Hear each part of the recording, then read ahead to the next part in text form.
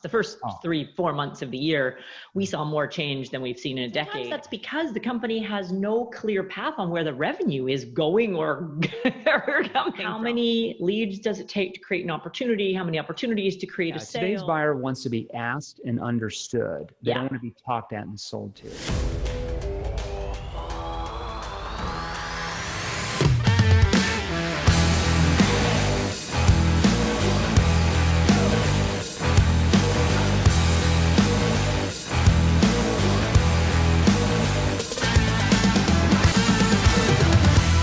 You're at right now, I want you to stop and pay attention. I'm going to ask you a very serious question. So whether you're driving down the road to your next sales call, whether you're in the gym, thinking about the prospects you're going to talk to that day, or whether, let's say that you're going into a board meeting to finalize a contract, heck, right now, probably a Zoom meeting to finalize a contract or an agreement, whatever you're doing right now, I want you to stop and think about this. What does it actually take, like legitly, what does it take to be a top 1% salesperson in your industry? The salesperson who makes all the money, who gets any promotion they ever want, and they have all the respect in the company from management, from ownership, everybody respects them. Well, my next guest is going to answer that question for you, and let me give you a taste of her background. She is driven by a passion for sales. I love that. And results. It's all about results. A successful sales leader for over 20 years, she understands the particular challenges of selling in today's crowded, confusing market, and that business leaders can no longer rely on approaches to sales based on techniques from decades ago, heck, even last year, old school thinking. She works with business and sales leaders to synergize the sales DNA of the organization to seize market opportunities.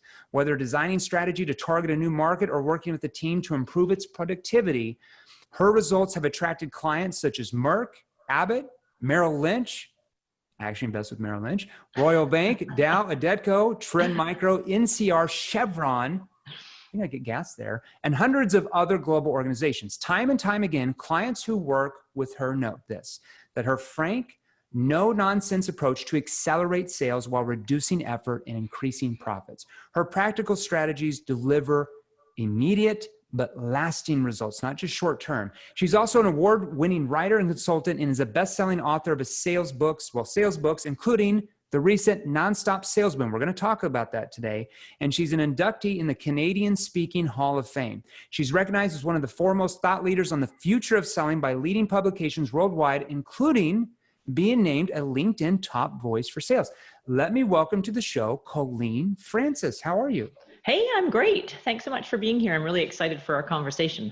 Hey, I am excited because I love talking with trainers and sales professionals that understand that old school sales techniques, they're like out the window like decades ago. I think people are starting to realize now, but they've been really like old school for a long time. Like we're talking 20, 30 years, right? Yeah. So I love talking about human behavior, like using sales techniques and strategies that work with human behavior rather than work against it. So let's do this. I want to dive right into your story and give our listeners, let's say, a feel for your background and how you arrived at this point where you're one of the elite authorities on sales, on persuasion. Can you tell us maybe a little bit about your background and how this started for you? Like, how did you learn all these skills?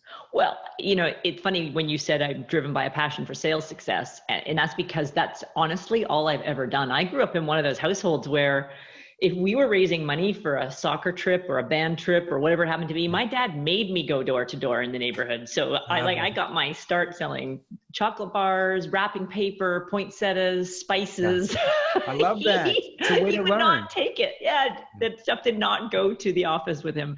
Partly because he's a sales guy as well, right? Sure. So I grew up with my dad either in sales or sales management. So I guess, kind of it's in my DNA, I suppose. You got cut there. Yeah. I love that. So, I put myself through university with sales jobs. I graduated with a degree in poli-sci and went into sales, financial services sales, then morphed into technology sales, and then decided to start my own consultancy. So really, it's what I love to do. I am one of your listeners at my core. I love it. Look, listen, I was on your website earlier today, Tell me a little bit more. I was so intrigued by this book. Tell me a little bit about this book, NonStop Sales Boom. Who did you write it for? And why did you write it? Like, what's behind that? Yeah, it's actually kind of an interesting story because it really is based on a couple of real life scenarios where I had a couple of clients who would say to me, hey, you know what, we don't need you this year. We don't need training because we're having or had the best year yet, right? And they would just be soaring. And then they'd call me back at the end of the first quarter and be like, I don't know what happened. The bottom fell out of our market. We are in a bust, like come in and help. Right. And this kind of happened a few times, and I started to recognize a pattern. And I realized, because these were businesses that aren't seasonal, right? This isn't like a landscaping business in northern Saskatchewan that does nothing all winter. These were businesses like financial services, leasing, software. Sure. And I started to recognize that what was happening was completely self-inflicted, and that we would have these booms and busts, whether it be monthly, weekly, quarterly, based on salespeople's behavior and actions. So how do these cycles hurt companies? The boom, the bust, I mean, it's obvious how they hurt them, but your thoughts, like how are these companies being hurt by these up and down cycles so often?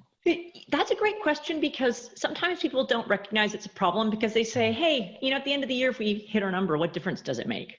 Well, it's, you know, there's a couple of things. Resourcing. So if anyone on this call is in manufacturing, imagine what it's like for the manufacturing floor to deal with this massive increase in sales at the end of the quarter and then have nothing for their floor to work on.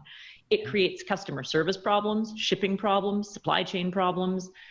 So operationally, in those kinds of businesses, we have that issue. From a salesperson and a sales management perspective, it also creates a massive amount of stress. I mean, I don't know about you, but I remember working in software companies where we were publicly traded, and the joke was, it's, you know, it's the 35th day of the month, right? Because you're still pounding to try to get stuff in to hit that quarter, and then everyone sleeps for 2 weeks because you're so exhausted. And so it hurts that way. It hurts salespeople compensation. If you're paid on commission, you've got these huge bow waves of commission, and then you have nothing. Well, it's hard. I mean, it's even hard on the companies, because let's say that you're up 50%, 70%, they have to hire more employees to fulfill and stuff. And then if you go way down, they have to let all those people go. So it has a massive impact on the business, not only the salesperson, but the business owner and everybody. Yeah, absolutely. I want to ask you this. So, and I was going to ask you that question, but you kind of led right into it about a lot of companies say like, well, hey, we hit our targets. Like, you know, we're good, right? Why should we even care? But it's so important to stay consistently, to always, you know, there's a motto in our company, and we say this: is training something you did, or is training something you do? Training is something you do continually all of the time, right? So you look at the best professional athletes in the world, LeBron James, Michael Jordan, Tiger Woods, they trained in their height all of the time. Tiger Woods has a hitting instructor. He's considered by some to be the best golfer ever. They're always training because they know if they don't continually improve, they go backwards. Absolutely. Right? And I see that from salespeople. You know, the average salesperson, I read in Forbes the average salesperson in North America spends less than $97 a year on sales training. And then they wonder why they can't really make the income they want or make the amount of sales they want. What are your thoughts on that? Well, I think you're absolutely right. And I think maybe just because of the situation we've had in 2020, we've seen a bit of a change on that, because although I've been preaching that selling has changed more, you know, in the last 10 years than it had previously, in the last 6 months, the first 3-4 months of the year, we saw more change than we've seen in a decade. And really smart companies have used some of that time to do training with their sales teams, you know, every day to some degree, right? It's so true. And I think it's really easy. It's easy to sell, you know, in times of economic expansion, right? Where it's just easy to sell. People are lining up. Absolutely. But in times of economic contraction, like we're in now, like is going to even come, probably hasn't hit us yet. Every shortcoming you, the salesperson, has in your skill level will only be magnified. Absolutely. Cause you to lose a ton of sales for you and your company. I love that. So I want to ask you this. What are and I think I know, but I want to get your thoughts. What are the advantages of companies rejecting the boom and bust mentality? Ah, so consistency, right? So, I mean, if you're publicly traded, then, investors like to see that you're hitting your targets on a quarterly or a monthly basis, right? So it reduces the overall stress in the organization. For those of you that sell physical product, it really does help to create some systems and processes that are sustainable through the operation and supply chain of your organization. But do you know what's even more important? Sellers will often complain to me that the company is not investing in marketing or they've cut our trade show budgets. And sometimes that's because the company has no clear path on where the revenue is going or coming from.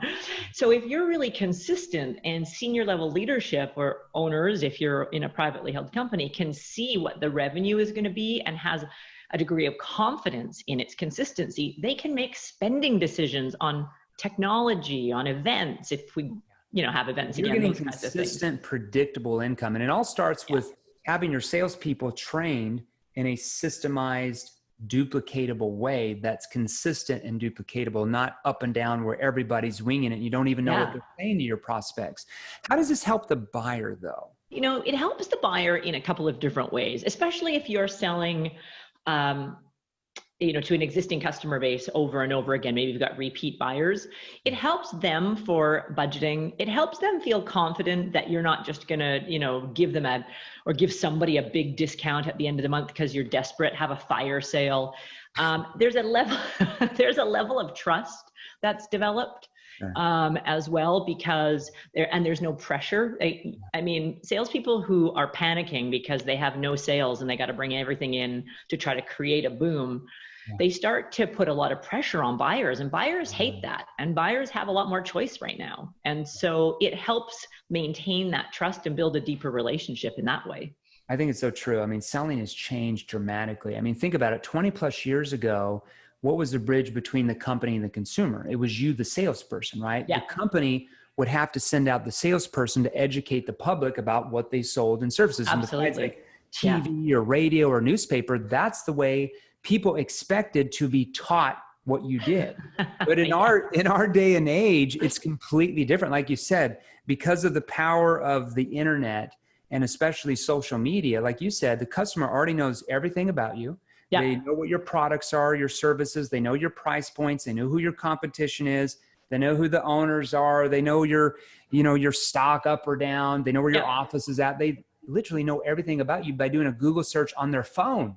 Absolutely. And because of that newfound power, like you said, the information age buyer knows they have many choices to choose the exact product or service you sell, and they'll no longer be manipulated by pushy salespeople. Absolutely. They have many choices. And so when salespeople are overly aggressive at the end of a month or a quarter, that leaves the buyer with a bad taste in their mouth, right? They don't want to be pressured. When you can, because you've got this overflowing pipeline and a consistent flow of revenue, and you understand those numbers, when you can say to the buyer, hey, like, we need to spend more time. I'm not sure I understand your problem, or let's look at a different solution, or here's some options, or let's get other people involved. And it's clear that you're taking your time to find the best solution for them instead of for you, then you will ultimately win that sale. But because buyers want to participate in that conversation. Yeah, today's buyer wants to be asked and understood. They don't want to be talked at and sold to. Absolutely. Yeah. Right. So it's about learning the right questions to ask at the right time that helps that prospect find problems that maybe they didn't even think they had. Absolutely. Or maybe they knew about a problem, but they didn't realize how bad it was. Or maybe they didn't realize the consequences of what the problem can do if they don't solve it, right? So it's your questioning ability. And like you said, it's about spending that extra time, especially if you're in a more of a complex selling environment, B2B, to really help that person understand that you're there for them to see if you can help them. You're not there to make a commission from them. It's a completely different feel. Now, I want to get into a little bit more deeper about how they do this. So to be successful with these strategies that you're talking about in the book, about getting started, succeeding long-term, what do you feel are the skills a seller should be continually developing to get there? So one is sellers have to pay attention to the data. They have to be to some degree a data scientist. I mean, I like to geek out on the numbers, but I don't expect anyone to need that. Right. But they have to understand basic metrics. Yeah. How many leads does it take to create an opportunity? How many opportunities to create a sale? Yeah. How many days is your average sales cycle? What's your average deal size? You know, so whether you use sort of the formal definition of a sales velocity calculation or just some basic sales math from your CRM or an Excel spreadsheet, it's really critical, because without knowing that, you have no idea on a daily basis if you're putting enough, too many, the right type of, you know, opportunities in the pipeline. Right. So you don't even know. So what do you think is a few key strategies that they need to use to get started, besides just looking at like the metrics and stuff? So, well, the metrics. First of all, let's take a look at, you know, your pipeline fundamentals and know the metrics. Then it's about creating that trust in the marketplace. So let's, you know, figure out what your target type of customer is. But one of the key things, and I've really been focusing on this over the last 4 months, is communicating value to the marketplace in a really broad way. So I believe that the concept of an ideal buyer is totally thrown out. Right? That your buyers, your level of influence, the different people around you who can actually get you into an opportunity are really broad right now. And so you need to figure out what your solutions are and start communicating that value to as many people in the organization as possible. I like that. Now, here's you briefly touched on this about metrics and sales tracking a minute ago, but I wanted to dive deeper in that. As you know, as I know, a lot of salespeople, including myself, like I don't even like it in my own company, are not very comfortable with numbers and process and just the math associated. So let's talk directly to the ones who would rather avoid the numbers part of the business. What advice do you have for us? Well, the easiest thing, if you're not using a complex CRM, is you can download a simple Excel calculator that we've created. I can send everybody the book or the website at the end of the call. But I mean, it's as simple as just using basic metrics to say, I have $1 million target. My average sale is $100,000. So I have, 10 sales I have to make. An average closing ratio is 30%. So I need to be working on 3 times that number. So 30 opportunities. And it takes me 10 leads to get an opportunity, right? So I need 300 leads to create 30 to create 10. I'm doing the algebra right now. Okay. I think I got a 40% in that class in my grade 12 year. So math is not my strong suit, but this is really important to understand. I've kind of moved my thinking in the last few years to a slightly more sophisticated but equally simple calculation of sales velocity. Because what I want to calculate in is the number of days it takes to close a piece of business. So what I like about this is if you use sales velocity, which is just essentially the number of opportunities you have in your pipe, multiplied by the value of those on the average value of each, multiplied by your closing ratio, divide the whole thing by the number of days it takes you to close. What you actually get is a number that says, if your pipeline stayed exactly the same as it is right now for the whole year, this is what your daily worth is to the company or to yourself. So you can multiply that out by the number of days left in the year and determine if you're going to hit target or if you've got to move any of those levers. So well, it's the really data is so important, right? Because if you're halfway through the month and this data's off, you can make adjustments, right, with your salespeople.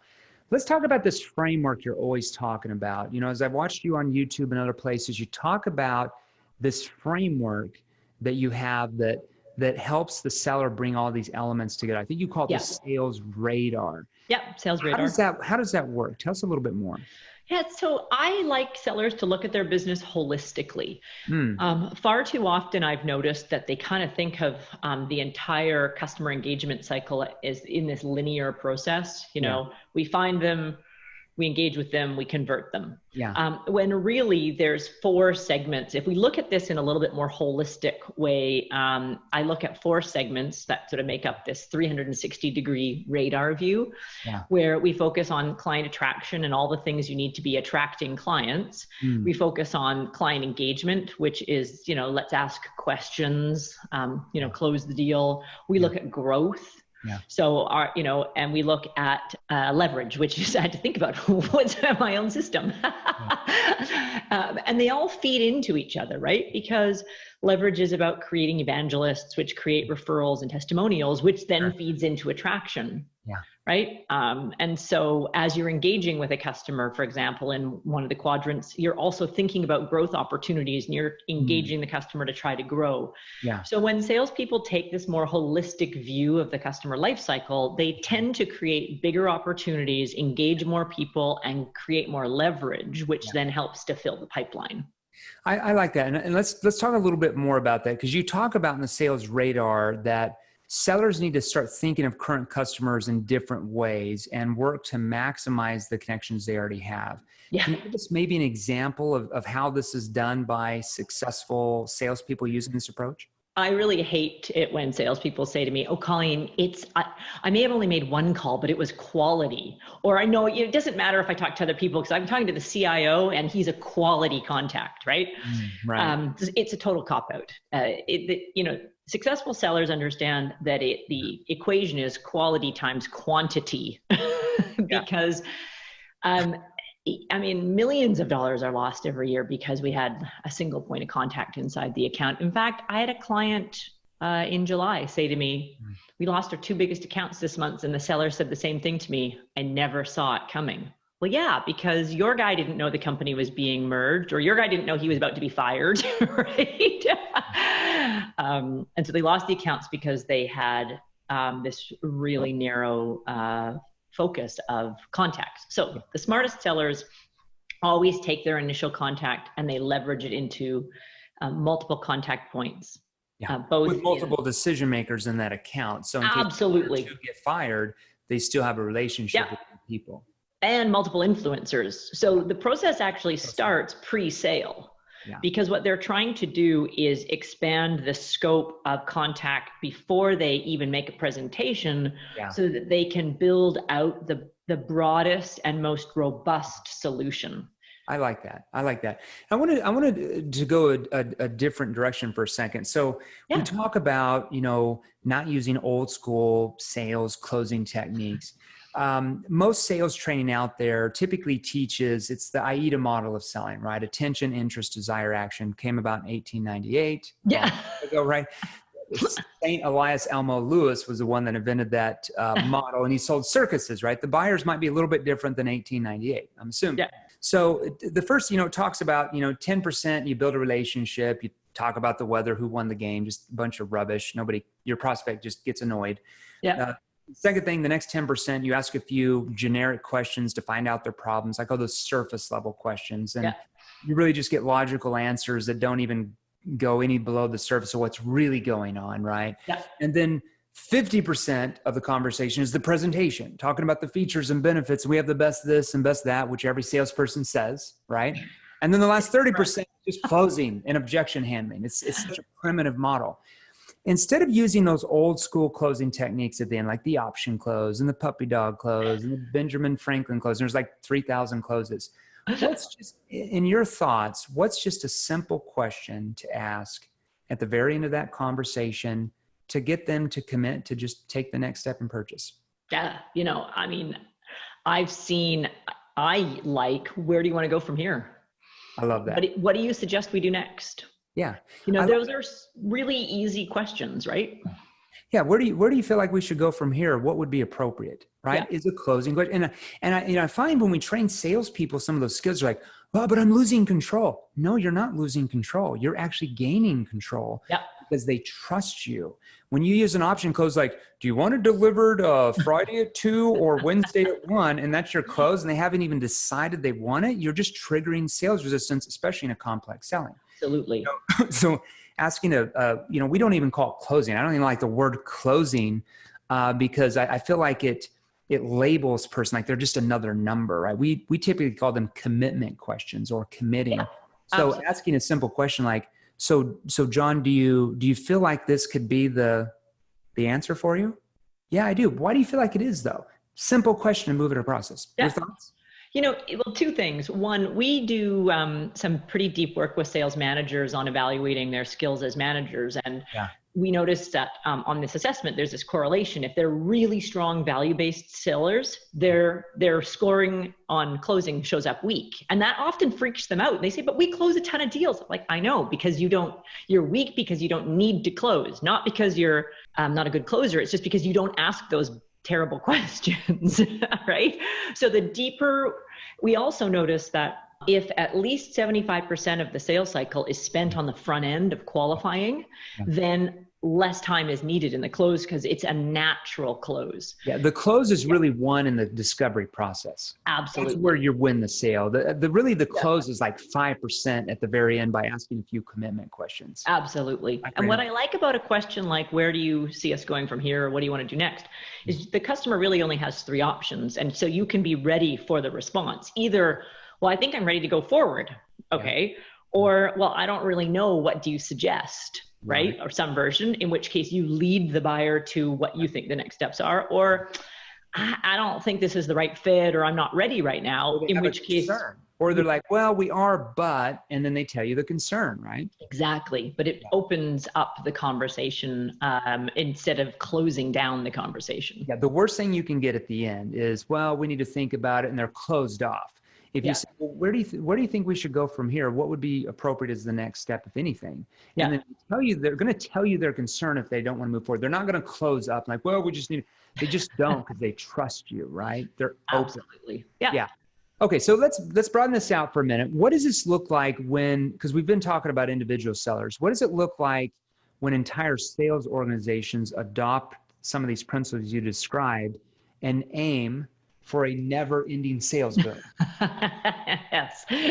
So what it looks like is an organization that comes within 5% of their target metrics on a regular basis. And, whether that's weekly, monthly, quarterly, whatever, and they can, at the beginning of that period, they can forecast within 5% accuracy. Yeah. So it means that traditional industries like in manufacturing, industrial, they don't have to go through furloughs during their slow periods because they understand where to find the business in every single market so that they're constantly performing at a level. The sales team isn't stressed because they're receiving a consistent income, right?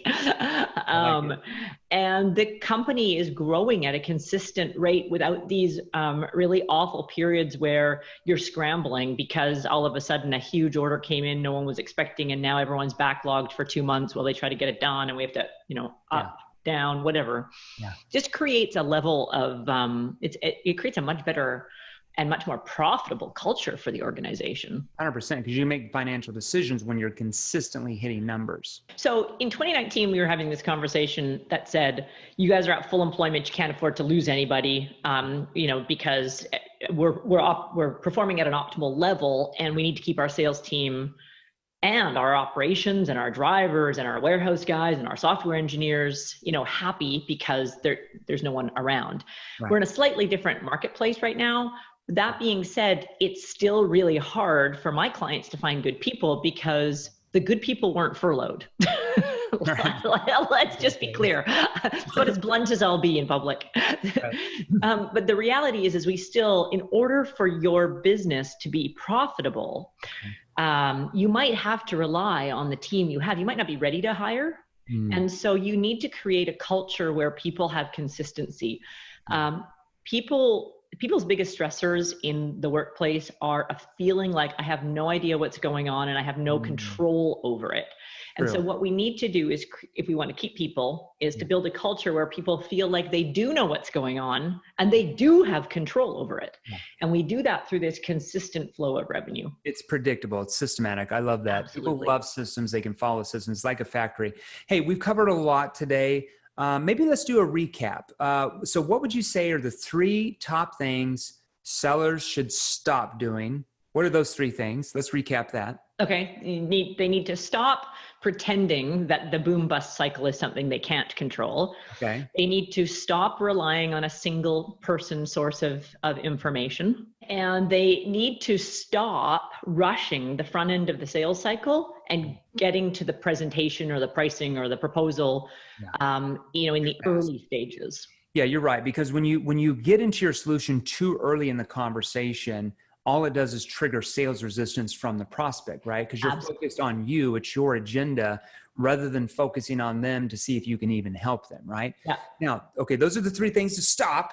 What are the three things they need to do to create the nonstop sales boom? So first, get really clear with the numbers and measure your success. So you need to know how big the pipeline needs to be, and how it flows, and track that. Okay. You need to engage multiple decision makers. As a rule, I say 4 at a minimum. And for many of my clients, it's as high as 7, 11. It could be even 20. Depends on the account. Yeah. It really depends on the account. But you need to engage multiple decision makers or influencers. So direct or indirect influencers. Who is your client listening to, inside or outside of their organization? And need to get rid of this old outdated notion of asking for the sale. Here's my rule. If your closing technique has a cute or fancy name, stop using it. It's so bad. It's so bad. It's just ugly. Oh, it really is. If you're reading books that say 101 ways to close the sale, you're losing sales that you could be making if you're doing this. Yeah, I'm gonna have a burning party one day. Toss all that stuff in the trash. Burn the books. All right. So hey, I can't thank you enough. I love that last part. That's funny. Hey, awesome to have you on here. Any final thoughts or advice for our listeners? Well, I mean, I think that, your point earlier about how most salespeople don't spend more than $97, a lot of people just depend on their companies to train them. And a lot of companies provide really excellent training, and some never will, right? It's really incumbent on salespeople to take up their own success. You mentioned people like Tiger Woods or Tom Brady. I mean, those guys, outside of their professional lives, they still spend time on their own. Michael Jordan was famous for shooting free throws until the lights went out and the team was 100%. Long gone to make sure he was practicing. And that is a hallmark of all top performers. 100%. So, you know what a lot of companies are now asking in the interview process? How much money are you spending on sales training last year? And if they say the company bought their sales training and they never invested, they're at the bottom of the stack compared to salespeople who are going out on their own to spend their own money to learn the craft, because that person they know is dedicated to learning the skills. I'm not kidding you. I could count tons of companies that are doing that right now. That's really good. Right now. Yeah. Because it shows they're invested in results, whereas a lot of people are just sitting back, well, if the company doesn't buy my training, I'm just not going to learn. Well, you're not going to get the job. Yeah, that's really All right. So where can our listeners, I love it. Where can our listeners learn more about you and your training? Yeah, they absolutely, they can, the best 2 places to join me are either on LinkedIn, so Colleen Francis on LinkedIn, because we're active there, or on our website, engageselling.com. Okay. And I will tell you this, anyone who's listening to this podcast, watching this podcast, either reach out to me on our website with the contact us or our LinkedIn, tell us, something that you learned from the podcast, and we will send you either a copy of NonStop Sales Boom, physical hard copy, or a Kindle version if you'd prefer it. So if they get on engageselling.com, is there a place they can opt in for that, or where do they? It's pretty obvious. It will say, I can't remember the exact words, but there's a contact us, there's a pop-up. Okay, so what I want each of you to do right now, look, Colleen just gave you just a couple hors d'oeuvres. In 33 minutes we had or whatever, you can't train. What's the old saying? You can't teach a kid how to ride a bike at a seminar, right? You can't teach everything. David Sandler. Exactly, right? So what she did is you can just go right to her website, engageselling.com. You can opt in, get the book, start paying attention to your skills. If you want to get the best jobs and you want to make the most money in sales, you've got to put the time, money, and effort into honing the craft. Colleen, absolutely. Pleasure to have you on. Hey, my pleasure. It was really great to be here. Thanks so much for having me. Now, if you're serious about joining the top 1%, I mean the top 1%, and you want to experience more training content just like this, click the links right over there. Right over there, they're exactly what you need to see next. You see, I release new episodes featuring top salespeople and sales authorities, multiple six-figure, high six-figure, even seven-figure earners every Monday, Tuesday, and Wednesday every single week at 10 a.m. Eastern, 7 a.m. Pacific Standard Time. And if you're new here, do yourself a favor and smash that subscribe button right below, and join our new Facebook group, Sales Revolution. You see, it's free, and there's a link in the description below just for you. We put it there for you. Finally, I make posts on Facebook and Instagram each and every day with more tips and training, so be sure and follow me and turn on your notifications.